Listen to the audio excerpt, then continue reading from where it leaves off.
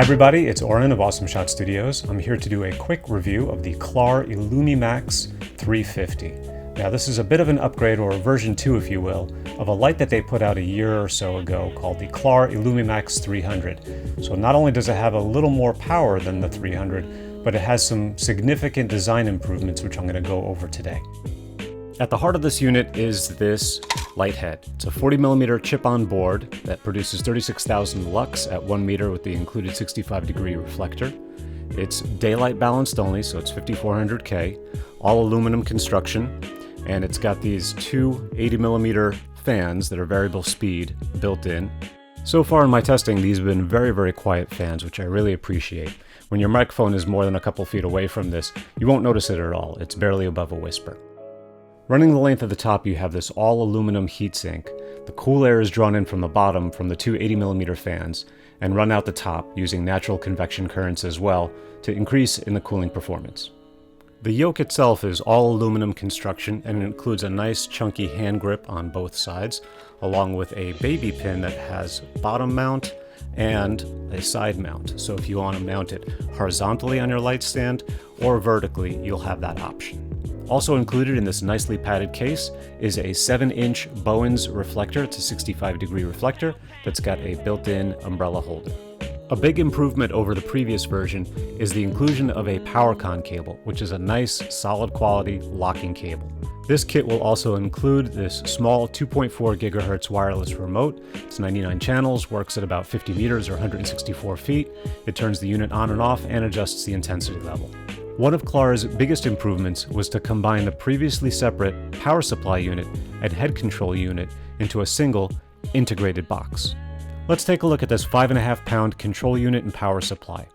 On the right hand side, you have your scroll wheel and your display, and on the left, under the rubber covers, all of your connections. Once again, Clar has improved on the acoustic signature of the device by including an 80mm intake fan with passive exhaust on the back of the control box. The all-in-one power supply control unit includes slots for 2 V-mount batteries, so you could run this in the field without AC power. Now you will need 2 V-mount batteries. You cannot run this unit on a single battery alone because of its high current draw. In order for you to evaluate the fan noise of the power supply and control unit, I'm going to place it about 6 inches from the microphone and power it on.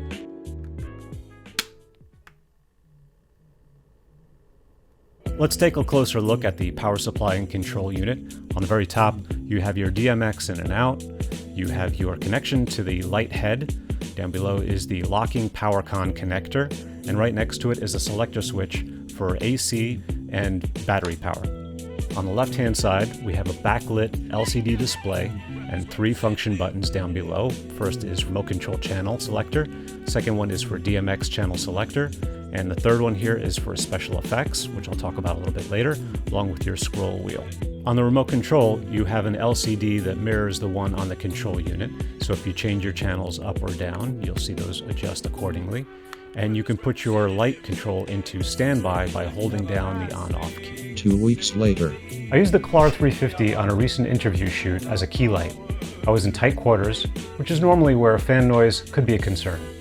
I'm glad that Clar has improved their cooling solution, making this much more discreet than the previous model. It's not entirely silent, but given a few feet of distance from your microphone, it should be inaudible. I was pleased with the color quality of the light, and the power was more than enough to fill a double diffused 4-foot softbox. Let's talk about another feature that was added to this LED light. Clar calls them fun modes, and they can be accessed from the control unit. There are 5 options, all of which are adjustable for intensity and frequency. These are paparazzi, fireworks, warning, thunder, and television. As a single color unit, you can't recreate many of the effects that a bicolor or RGB light would have, so you might have to resort to using gels or add some color to the effect in post. If you're working on narrative films, these can be a handy addition that helps you tell a story. For those of you who are doing high frame rate shooting, I've tested the light to be flicker-free and stable. So what's my conclusion? The COB lights continue to grow in popularity, and you have many more options than ever before. Most of them take advantage of the flexible Bowens mount, which opens up a range of affordable accessories and modifiers. Many of them now include remote operation capability as well, which includes wireless remotes, Bluetooth, and DMX. Some will have the addition of RGB emitters for even more effect options. But for my needs, accurate color and daylight balanced instrument is a priority.